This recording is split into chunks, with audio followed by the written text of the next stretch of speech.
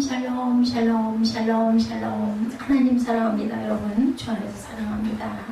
이 목자가 된 야곱이죠. 창세기 31장 37절에서 42절이 오늘 중심 내용입니다. 예삼촌께서 내 물건을 다 뒤져보셨으니 사실은 라헬이 자기 말 안장에 깔고 앉았어요. 딸 자식들은 도둑이라는 말들이 있죠.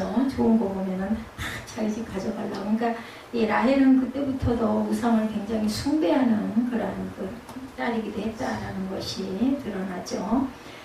바단 아람에서 야곱의 생활은 당연히 영구적인 것이 될 수 없죠. 그리고 베델에서 하나님께 언약할 때도 돌아올 때까지 무사히 돌아올 수 있도록 지켜주시면 하고 하나님하고 같이 약속을 했습니다. 야곱이 외삼촌 라반의 집에서 이제는 20년 동안 열심히 14년 동안은 아내를 얻기 위해서 6년 동안은 그들의 양을 온전히 돌봐주면서 또한 자신의 양을 만들기 위해서 해서 30장 마지막 절에 보니까 아주 부자가 되었다라고 나타났어요. 그죠?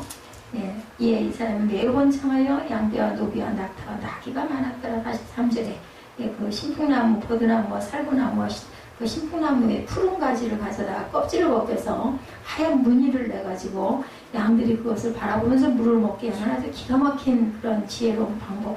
기도하지 않았을까 하는 생각이 듭니다. 야곱이 다른 거 못했어도 열심히 기도를 한 것 같아요. 그러니까 하나님 31장에도 보니 이제 그의 아들들이 야곱이 너무 부자가 되니까 막 세민하고 믿고 하니까는 1절에 야곱이 라반의 아들들이 하는 말을 들은 즉 야곱이 우리 아버지의 소유를 다 떼었고 우리 아버지의 소유로 말미암아 이제는 부자가 됐구나 이제 이렇게 얘기를 하다 보니까 이제 라반이 벌써 그 말을 아들들의 얘기를 안 듣는 것 같지만 그래도 아들들의 얘기를 듣고 또 보니 정말 양이 많아졌거든요. 그러다 보니까는 안색이 전과 같지 않다 벌써 느끼는 거예요. 눈치를 챘는데 3절에 야훼께서 야곱에게 얘기합니다. 꿈에 말씀하시지 않았겠어요? 내 조상의 땅 내 족속에 이제 돌아가라. 내가 너와 함께 있으리라. 야곱이 사람을 보내요. 자기 아내들을 불러가지고 내용을 쭉 얘기를 하죠. 아내들이 증인이에요. 열심히 일한 건 사실이거든요. 자기 아버지이기도 하지만 그러다 보니까 조금은 그죠 좀 억울하기도 하고 좀 안 됐기도 하고 자기 남편이 그런 부분들이 있었어요. 그리고 꿈에 11절에 내 하나님의 사자가 내게 말씀하시기를 야곱이 하기로 내가 대답하기를 내가 여기 있냐다 했더니 12절에 내 눈을 들어보라. 양떼를 탄 순양은 다 얼룩무늬 있는 것, 점 있는 것과 알아문진 것입니다.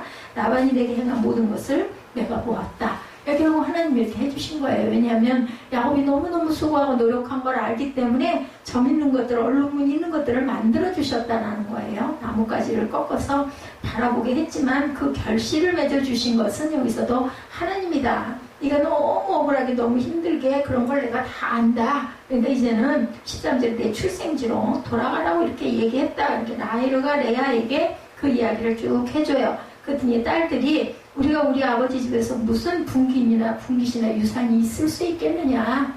당신이 원하는 대로 뜻대로 하나님이 당신에게 이르신 일을 당신 해라. 우리 따라가겠다. 이제 이렇게 이제 상의를 한 게 16절에 결론이 내려지죠. 그래서 이제 20절에 야곱은 거치로 아람 사람 라반에게 삼촌에게 얘기하지 않고 가만히 떠났어요. 그리고 이제 사흘 만에 그것이 드러나는 부분에 참 재밌지 않아요? 하나님이 함께 하시지 않았으면 이렇게 많은 양떼를 거느릴 수도 없었을 뿐만 아니라 이렇게 떠날 수도 없었을 거예요. 그리고 또 아내들이 야곱이 그만큼 성실하게 일한 거를 봤기 때문에 또 따라 나서게 되고 아버지가 너무너무 지독하게 굴었다라는 걸 또한 알기 때문에 우리 아버지는 우리에게 무슨 유산을 물려줄 사람도 아니고 정말 노랭이고 아주 짠돌이고 말할 수도 없어. 나는 아무 미련 없어. 우린 따라갈 거야. 이제 이렇게 결론이 내린 거죠. 그래서 뭐라 그랬어요? 서원 기도했던 부분 창세기 28장 21절이죠. 야곱이 크게 번성하여 많은 재물을 가지고 고향으로 돌아간 것은 하나님의 보호와 축복에 의한 것이다.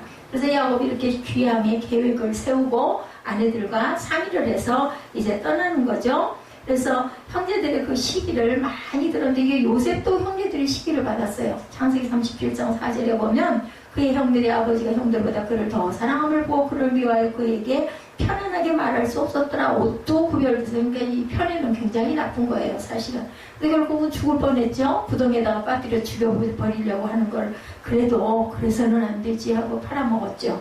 그래서 하나님의 말씀을 듣습니다. 야곱에게 다시 나타나시죠. 3절에 아까 저희들 함께 바라본 것처럼 내 조상 내 족속에게로 돌아가라. 거기는 네가 지금 있는 곳은 영원히 있을 곳이 아니야. 너희 집으로 돌아가라. 꿈에 나타나셔서 말씀합니다. 11절에 하나님의 사자가 내게 말씀하시기를, 이제 아내들한테 얘기를 하죠. 그래서 자기 아내들과 같이 의논을 하고, 그리고는 이제 야곱의 길을 선택합니다. 16절에 하나님 우리 아버지께서 취하여 가신 재물을 우리와 우리 자식의 것이니 이제 하나님이 당신에게 이른 일을 다 준행해라. 아내들이 이렇게 허락을 하죠. 그래서 야곱은 도망을 합니다. 그래서 말 안 하고 가만히, 그리고 20절에 보니까는 도망가고 나서 21절에 3일 만에 22절에 야곱이 도망한 것이 라반에게 귀에 들린 거예요. 외삼촌 라반이 양을 깎기 위해서 자리를 비운 그 틈을 탄 거죠. 예, 야곱이 이때를 호의로 여긴 것은 자신의 소유로 당당하긴 했지만 외삼촌 라반이 또 시비를 걸고 못 가게 붙들고 할까봐 살짝 도망을 간 거예요. 이제 한번 해봐서 알잖아요. 지난번에도 가겠다고 그랬더니 아유 그냥 나랑 같이 살자 하고 했던 부분이 있었거든요. 이제는 안 되겠다는 거죠. 왜냐면 하나님이 이제 말이야 다 대답을 하셨잖아. 이제 가라 하고 대답하셨기 때문에. 그러니까 야곱이 다른 건 다 못되게 굴었어도 하나님 말씀을 들을 줄 아는 귀는 있었고, 기도하는 그 야곱이었다라는 것을 우리가 말씀을 통해, 기도하지 않으면 하나님 말씀 안 하세요. 대답 안 해주시거든요. 기도해서 구했기 때문에 이제 너는 네 고향으로 가라 이런 말씀을 하는 거죠. 억울하기도 하고 분하기도 하고 그 세월이 얼마나 힘들었겠어요. 억울한 부분도 있고 하다 보니까 하나님께 호소를 했을 거예요. 레아와 라헬의 아버지이기도 합니다. 라반은 창세기 29장 16절에 라반에게 두 딸이 있으니 언니의 이름은 레아요 아우의 이름은 라헬이라. 양털을 깎으러 가죠. 19절에 그때 그 도망을 갑니다. 라반이 양털을 깎으러 갔으므로 라헬은 그 아버지의 드라빔을 또한 도둑질을 합니다. 못된 딸이에요. 그죠? 그래서 17절에서 20절은 이렇게서 도망갔다라는 내용이 나타납니다. 라헬의 이러한 행위는 아버지가 드라빔을 통해서 점을 쳐서 자신들을 추적해올 것을 미연에 방지하기 위한 부분도 있었다. 이렇게도 해석이 돼서 나옵니다. 그 드라빔을 놓고 아마 이게 어디로 갔나 하고 아마 점을 치는 부분에 사용을 했던가 보죠. 그러니까 우리 쫓아올까봐 사실은 그게 욕심이 나서라기보다는 그랬을 수도 있다는 거죠. 드라빔을 숨기죠. 창세기 31장 34절에 그 드라빔을 가져다 낙타 안장 아래에 넣고 그 위에 딱 깔고 앉았어요. 그래서 아버지가 일어나 보라고 그러면 어떡할까 싶어가지고 내가 지금 생리 중이라서 못 일어납니다. 그 말까지 합니다. 그것까지도 그래도 일어나 하지는 않지 않겠어요? 자신을 공수로 보낼까봐 조용히 도망합니다. 빈손으로 보낼까봐. 42절에도 보면 우리 하나님의 아버지 하나님, 아브라함의 하나님, 곧 이삭이 경외하는 이가 나와 함께 계시지 아니하셨더라면 외삼촌께서 이제 나를 빈손으로 돌려보냈으리다마는 하나님 내 고난과 내 손의 수고를 보시고 어젯밤에 외삼촌을 책망하시죠. 라반에게 나타나시죠. 예, 그래서 라반에게 나타나서 그를 내버려둬라 라고 말씀을 하시는 부분이 나타납니다. 그렇게 하지 않으셨습니까? 42절에 보면은 이렇게 얘기합니다. 그리고 42절 전에 라반에게 나타나는 부분이 나오죠.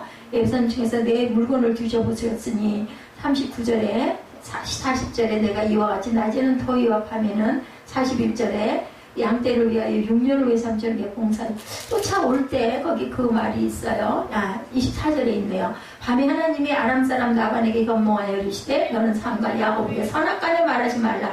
이거 뭐 시비하지 말라는 얘기예요. 떠났더라도 그렇게 딱 꿈에 나타나셔서 말씀을 합니다. 25절에 라반이 야곱을 뒤쫓아 이르렀으니 야곱이 그 산에 장막을 친지라. 라반이 그 현재와 대고로 길르앗산에 장막을 치고 야곱에게 이르되 내가 나를 속이고 내 딸들을 칼에 사로잡힌 자같이 끌고 갔다. 그건 아니죠. 27절에 내가 즐거움과 노래와 북과 수고로 너를 보내겠건을 어째서 내가 나를 속이고 가만히 도망하고 내게 알리지 아니하였으며 내가 내 손자들과 딸들에게 입맞추지도 못하게, 그러니까 이별도 못하게 했니. 너 참 어리석다. 29절에 너를 해야 할 만한 능력이 내 손에 있으나 너희 아버지의 하나님이 어젯밤에 내가 말씀하시기를 너는 상가 야곱에게 선악간에 말하지 말라 하셨느니라. 이제 내가 내 아버지 집을 사모해 돌아가려는 것은 옳거니와 어찌 내 신을 내 드라빔을 도둑질했느냐. 그러니까 이제 그걸 찾아서 외삼촌 것이면 무조건 가져가고 그 누가 그렇게 했든 간에 그건 내가 말하지 않겠으니 그러면 찾으십시오 했는데 결국은 찾지 못했어요. 그래서 오늘 본문이 37절부터 나타나죠. 네, 무엇을 찾아내었나이까 여기 내 형제와 외삼촌 형제 앞에 그것을 두고 우리 둘 사이에 판단하게 하소서. 내가 20년을 외삼촌과 함께 학교했거니와 외삼촌의 암염들과 암염소들이 낙태하지 아니하고 외삼촌의 양떼의 순양을 내가 먹지도 아니하였고 물려 찢긴 것은 또 다 물어주었다는 거죠. 내가 이와 같이 낮에는 더위와 밤에는 추위를 무릅쓰고 눈 붙일 겨를도 없이 지내었나이다. 내 이 모든 것들을 외삼촌의 두 딸을 위해서 14년, 외삼촌의 양떼를 위해서 6년을 봉사하였거니와 내 품삯이 10번이나 품삯을 떼먹었어요. 바꿨어요. 또 얼마로 하자. 뭐 계속 이런 조정을 했던가 보죠. 이런 부분을 쭉 얘기합니다. 그래서 꿈은 계시의 전달이다. 예, 한 곳에 이르러 해가 진지라 거기서 유숙하려고 그곳에 한 돌을 가져다 베개를 감고 거기 누워 잤더니 28장 말씀이죠. 그랬더니 꿈에 본즉 사닥다리가 땅 위에 서 있는데 꼭대기가 하늘에 닿았고 본즉 하나님의 사자들이 그 위에 오르락내리락 하고 야훼께서 그 위에 서서 이르시되 나는 야훼니 너희 조부 아브라함의 하나님이여 이삭의 하나님이라 내가 누워있는 땅을 내가 너와 내 자손에게 주겠다라고 이렇게 약속을 하시는 부분이 28장에 나타나 있습니다. 그리고 라반의 성급함을 지적하기도 하죠. 오늘 본문에서 36절에 라헬이 그의 아버지에게 이르되 마침 생리가 있어 일어나 영접할 수 없사오니 내 주는 노하지 마소서 하니라. 라반이 그 드라빔을 두루 찾다가 찾지 못하니라. 예, 어쩔 수가 없어요. 뭐 할 말이 없어요. 못 찾았으니까. 44절에서 48절에 얼른 또 이제 약삭 바른 라반이 그러지 말고 우리 언약을 다시 하자 그러죠. 야곱으로부터 책망을 들은 라반은 자신의 과업을 인정합니다. 예, 재빨리 야곱에게 자신과 야곱 사이에 언약을 체결할 것을 제의합니다. 라반의 제의에 야곱은 또 순순히 그냥 못 이기는 척하고 응하죠.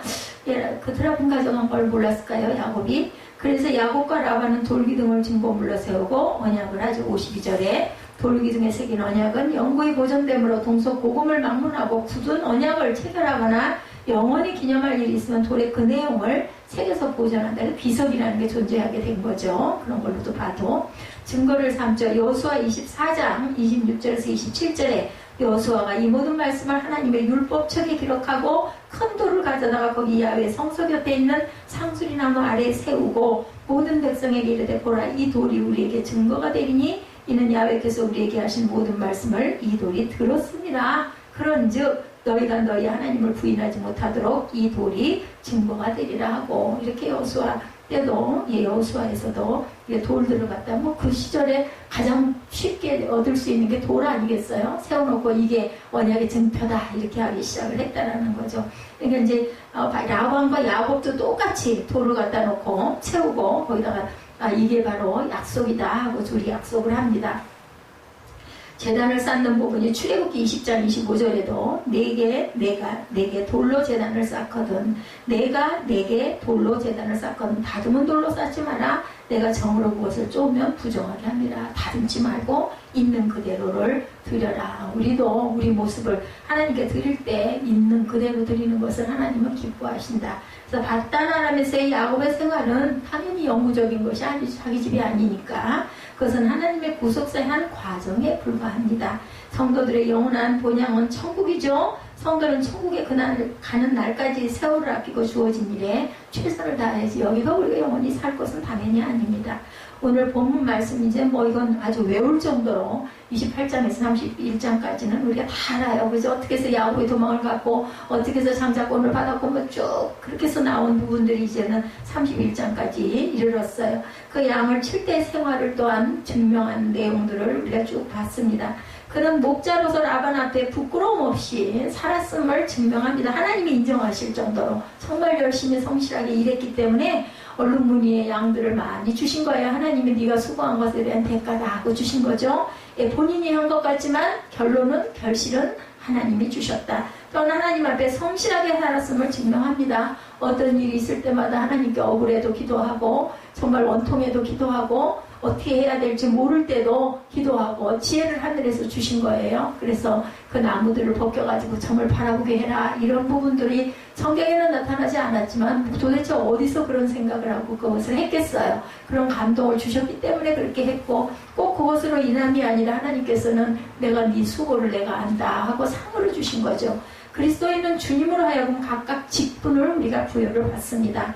크든 작든 어떤 직분이든 그것이 우리 사람들의 눈에는 별 볼 일 없는 정말 뭐 식당에서 봉사하는 아니면 주차를 하는 아니면은 뭐 정말 청소를 하는 화장실 청소를 하는 어떤 직분을 주시든 그것을 우리가 열심히 정말 감당할 때 하나님께서는 그것을 너 정말 열심히 일하는구나 착하다라고 칭찬을 한다는 거죠. 주님 앞에 부끄러움이 없이 해야 된다. 투덜거리거나 억울해하거나 해서는 안 되겠죠. 사람 앞에도 또한 모범이 되어야 한다. 야곱이 자기 아내들과 자녀들에게 모범이 된 거예요. 아빠를 믿을만 하고 정말 열심히 노력했고 아유 우리 할아버지 우리 아버지 너무 지독해. 그럴 정도로 야곱은 정말 몸바쳐서 온 정성을 다해서 일했기 때문에 자녀들에게 또는 아내들에게 인정을 받고 존중을 받고 믿음을 받았습니다. 자세히 살펴보면 오늘 말씀이 하나님께서 원하시는 목자가 어떤 목자인가 우리가 알 수가 있다는 거죠. 정말 야곱은 별 볼 일 없고 욕심이 많고 그리고 속임수도 있고 간교하고 자기 형 장자권도 뺏고 못되게 굴기는 했지만 하나님께만은 충성을 다했고 또한 자기가 약속한 것을 꼭 지키려고 열심을 다했던 부분이 보여집니다. 어떻게 자신에게 주어진 바를 감당해 나아가야 하는가 우리의 삶의 자세를 보여주시죠. 장자가 되기를 힘쓰는 목자였다. 우리 그 야곱에 대한 걸 한번 살펴보면 25장 26절이죠. 창세기 나오는 후에 에서의 발뒤꿈치를 잡았어요. 형한테서 엄마의 뱃속에서 나올 때 그 이름을 그래서 야곱이라 하였고 리브가가 그들을 낳을 때 이삭이 60세였더라고 증거됩니다. 60의 아들들을 너무나 귀하게 낳겠죠. 25장 31절에 야곱이 가로되 형의 장자의 명분을 오늘날 내게 팔라. 팥죽 사건이죠. 27장 16절에 또 염소 새끼의 가죽을 그 손과 목에 매끈매끈한 곳을 메꾸고 이거는 리브가와 함께 이제 합동작전을 편 거예요. 그래서 축복을 받으라고.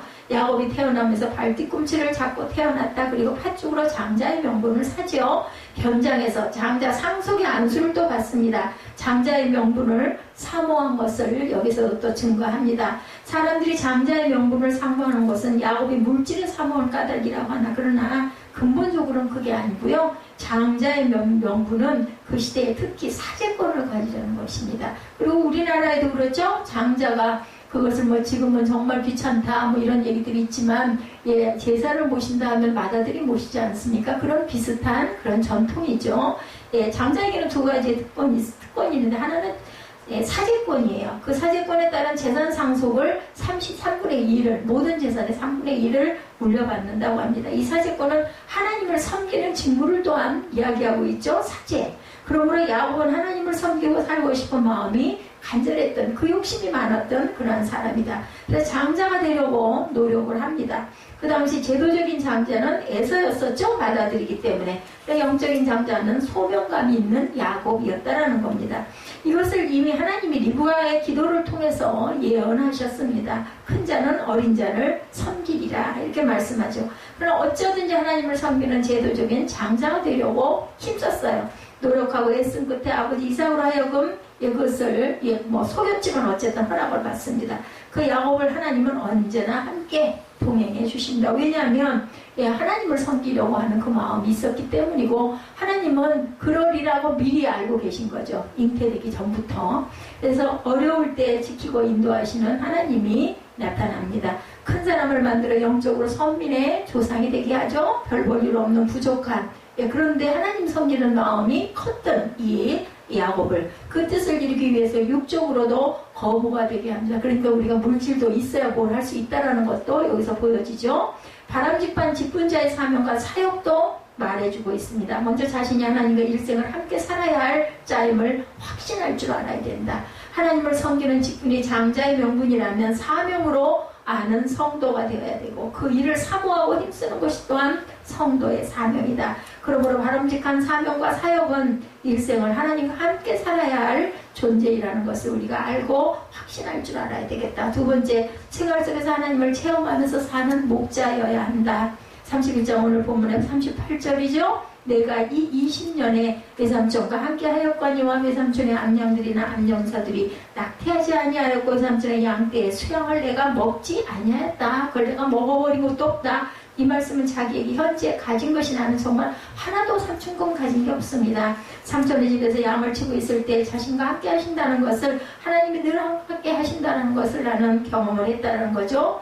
양들이 번식할 때 낙태하지 않게 하시는 섭리, 그것도 경험했고, 양들이 새끼를 낳을 때 낙태하지 않게 하시는 것은 하나님이 야곱과 함께 하신 것임을 또한 확신합니다. 어떻게 새끼를 낳을 때 하나도 실패하지 않고 낳게 할 수가 있겠어요, 그죠?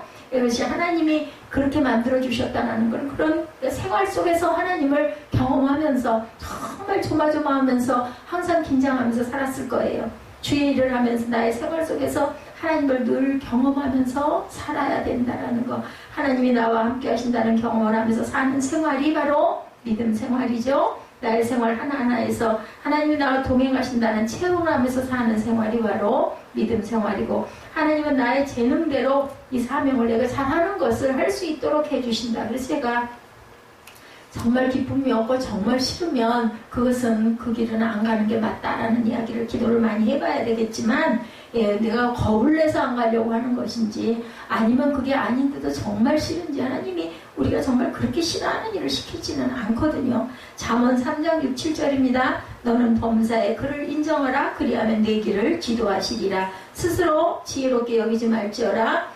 야훼를 경외하며 악을 떠날지어라. 이렇게 말씀합니다. 정직하고 진실한 목자였습니다. 야곱은 항상 하나님을 경외하는 생활 속에서 하나님을 체험하며 사는 그러한 목자였고, 장자가 되기를 힘쓰는 그러한 목자였기 때문에 하나님이 이 야곱을 특별히 사랑하시고 도우시고 돌보시고 선택을 하셨고, 그리고 두 번째로는 생활 속에서 늘 하나님을 체험하며 살았던 목자였고 정직하고 진실한 목자였다.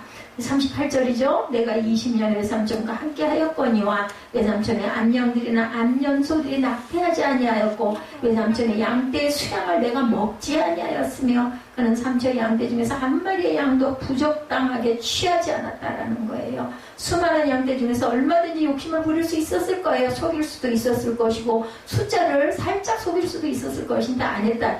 부당 이익을 당연히 취할 수 있었지만 그는 한 마리도 욕심을 부리지 아니하고 부당하게 취하지 아니하였다. 왜냐하면 하나님이 나와 함께 하신다는 생각을 하면서 이걸 할 수는 없었을 겁니다.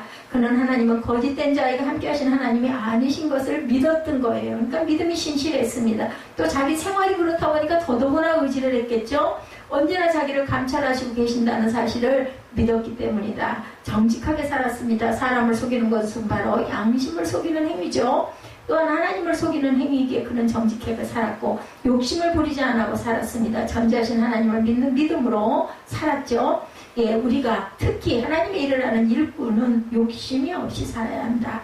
믿음으로 사는 사람은 언제나 하나님께서 나를 감찰하심을 보고 믿어야 된다는 거죠. 감찰하심이 좋기도 하지만 두렵기도 하지 않아요? 그죠? 나를 알고 계셔, 나를 보고 계셔 하면은 내가 섣부른 잘못된 짓을 하면은 도저히 마음이 괴로워서 불편해서 견딜 수가 없죠. 하나님께서 내 좋은 것만 보시겠어요? 안 좋은 것도 보시죠. 하나님께서 나를 감찰하심을 믿는 자는 정말 거짓될 수가 없습니다. 또한 하나님은 거짓된 자와 함께 하지를 않으신다라는 거죠. 그러기에 그 야곱은 욕심을 부릴 수가 없었고 우리도 또한 그런 마음가짐을 가져야겠다. 하나님은 진실한 자와 정직한 자를 좋아하신다는 확신, 당연하죠. 목자의 사명은 진실을 가르치는 사명이 있어야 합니다. 목자가 양을 기르는 목자이기도 하지만 지금의 목자들, 주님 뭐예요? 하나님 일을 감당하는 목자들이죠. 주의 일을 정직하게 수행하는 것이 바로 바람직한 목자의 사명이겠다. 책임감이 있는 또한 목자였습니다. 창세기 31장 39절에 물려 찢긴 것은 내가 외삼촌에게로 가져가지 아니하고 스스로 그것을 보충하였고 낮에 도적을 맞았든지 밤에 도적을 맞았든지 내가 외삼촌에게 물어내었다. 야곱은 자기의 본분의 책임을 다했다. 다 물어냈다라는 거죠. 물려 찢긴 것은 도적 맞은 것은 삼촌에게 가져가지 않는데 내가 어떻게든 갚았다. 이 말은 자신에게 맡겨진 일에 책임을 다했다. 야곱은 자기가 한 일, 그것이 바로 내가 한 일이 아니라 하나님께서 내게 하게 해주셨다는 거죠. 주어진 책임, 그것은 공의로운 하나님을 믿기 때문이었다. 그렇게 얘기할 때 라반이 네가 언제 그래서 하는 구절은 하나도 없어요. 그렇게 했기 때문에. 자기 책임을 전가했던 선조 아담은 하나님으로부터 책망을 받았어요. 그죠? 그리고 징벌을 받습니다. 자기의 게으름이나 불충성한 죄를 감싸는 보자기가 책임 전가예요. 저 여자가 당신이 내게 주신 저 여자가 내게 먹으라고 해서 먹었나이다. 이렇게 함으로 인해서 야단을 맞았죠. 하나님과의 약속은 자신이 해놓고 선악과를 먹은 것은 하와에게 돌립니다. 충성이란 자기 책임을 다하는 것을 말한다. 적은 일에 충성하지 못하는 사람은 큰 일을 맡을 수도 없고 하나님이 맡겨주시지도 않는다. 하나님은 큰 사람으로 키우시기 위해서 작은 일, 적은 일보다 큰 일을 맡겨 키우시는 하나님. 그런데 적은 일부터 불충성하는 그 일을 당연히 맡길 수가 없겠죠.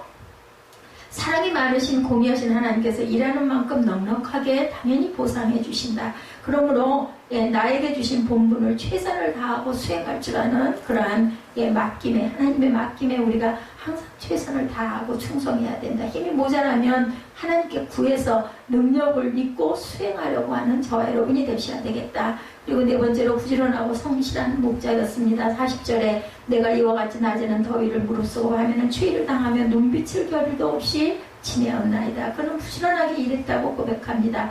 더위를 무릅쓰고 추위를 무릅쓰고 눈붙일 겨를도 없이 지냈다. 그것도 하루 이틀이 아니라 20년 동안을 그렇게 살았다는 이야기죠. 하나님은 신실한 자에게 복을 주신 줄을 그는 믿었기 때문입니다. 사람들은 일을 적게 하고 보상은 많이 받으려고 하죠. 편하게 살고 많은 대가를 원합니다. 정욕대로 사는 사람은 자기 일은 열심히 하고 남의 일은 게을리합니다. 정욕적인 사람은 자기 일은 마음으로 하고 남의 일은 머리로 합니다. 그죠? 육적인 사람은 자기 육신의 일을 열심히 하고 영적인 일은 소홀하게 됩니다. 믿음이 없는 사람은 하나님의 일에 무관심하죠. 당연히 손도 까딱 안 해요. 하나님은 부지런하게 일하는 자를 도우신다라는 눈에 안 보이니까 뭐 그렇게까지 할 일이야. 그냥 교회 나와가지고 적당히 예배드리고 돌아오면 되지. 이렇게 생각하는 사람들. 주의 일꾼인 청지기는 나에게 맡겨진 일을 미루지 않고 뒤지지 않습니다. 부지런히 선한 일에 앞장서려고 합니다. 선한 일을 먼저 하려 하는 것이 바람직한 청지기고 그것이 또한 사명이기 때문이죠. 다섯 번째로 믿음으로 보상을 바라는 교사가 되어야 된다. 42절이죠. 우리 아버지 하나님 아브라함이 하나님 이삭을 경외하는 이가 나와 함께 계시지 아니하셨다면 외삼촌께서 이제 나를 공수로 돌려보내셨으리다마는 빈손이죠. 하나님이 나의 고난과 내 손의 수고를 감찰하시고 어젯밤에 외삼촌을 책망하셨나이다. 어떻게 이걸 알았을까요? 책망하셨나이다라고 이렇게 탁 얘기를 합니다. 외삼촌이 이 말을 하진 않았을 텐데 야곱은 품삯을 10번이나 속임을 당했다. 그러나 참고 살았다. 그 인내는 믿음이 있었기 때문이다. 그는 사람이 나에게 복을 주는 것이 아니라 하나님이 주는 것을 믿죠. 그는 고백하기를 삼촌은 나의 품삯을 10번이나 떼어먹었다가 나는 이렇게 그런데도 불구하고 거부가 되었다. 이것은 하나님이 나에게 주셨기 때문이다. 당당히 얘기합니다. 하나님이 주시지 않았으면 지금 나는 빈손으로 나가게 됐을 것입니다. 야곱은 돈을 바라고 살았던 것은 아닙니다. 하나님 광야에서 하나님과의 약속을 바라고 살았어요. 돌려보내주신다고 했으니까, 돌아가게 해주신다고 했으니까 그걸 믿은 거죠. 삼촌을 의지한 것이 아니라 하나님을 의지했다. 그렇게 안 되면 야곱은 꼼짝없이 죽게 생겼으니까 하나님께 매달릴 수밖에 없었어요. 삼촌이 품삯을 떼어 먹는다 하더라도 하나님은 그 이상으로 주실 것이다. 분명히 해주신다고 했으니까 그걸 믿은 거죠. 어리석은 사람은 자기의 분복을 운명이라고 말합니다. 이기적인 사람은 자기의 분복을 자기의 능력의 대가라고 이렇게 얘기합니다. 도덕적인 사람은 자기의 분복을 선행의 대가다 이렇게 말합니다. 믿음으로 사는 사람은 자기의 분복을 하나님의 은혜다 이렇게 얘기하죠. 참음으로 믿음이 있는 사람은 보상을 하나님이 하실 것이다 확신하면서 일을 합니다. 나의 수고의 보상을 사람에게 의지하지 않는 그런 저와 여러분이 되셔야겠죠. 하나님께 의지하면 썩을 이 세상의 것을 바라지 않습니다. 영원한 것, 더 값진 것, 하늘 것을 사모하고 일하는 청지기가 바람직한 청지기입니다. 저 여섯 번째로 양떼가 늘어나기를 원하는 목자였습니다. 30장 37절에 야곱이 버드나무와 살구나무와 신풍나무의 푸른 가지를 취하여 그것들의 껍질을 벗겨 흰 무늬를 내고 이 부분은 육신으로 부지런하게 믿음으로 살면서도 마음으로 기도합니다. 사모하는 마음의 표현이 우리가 정성을 다해야 되는 건 맞습니다.